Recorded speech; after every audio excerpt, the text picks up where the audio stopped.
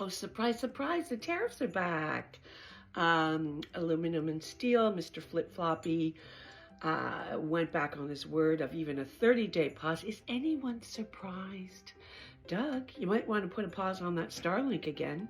But seriously, is anyone surprised? Look at who we're dealing with. We're dealing with a bully, narcissist, someone who I question. I question their mental health. And on the very basest of levels, I think, how do you deal with a bully? How do you deal with bullies and narcissists? Because they thrive. Their oxygen is chaos and attention. Chaos and attention.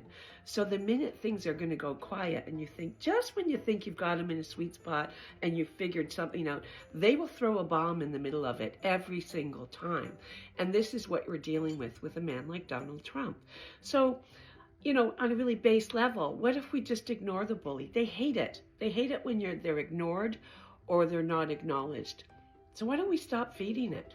Stop feeding it.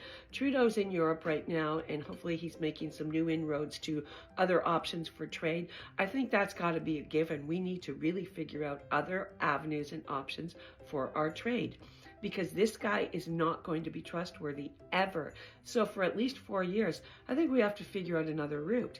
And I'm good with that. Now listen, I know it's way more complex than that.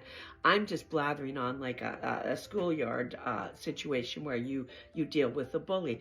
But seriously, I think it might work. Like, just ignore him. Let's make our own plan, tariff the shit out of him back, and ignore him. He's not coming into this country. We don't want him. We don't need him. Everything that comes out of his mouth is for sensationalism and a reaction. So don't fucking feed it. Same with Musk, Dusk, Busk, whatever the fuck his name is.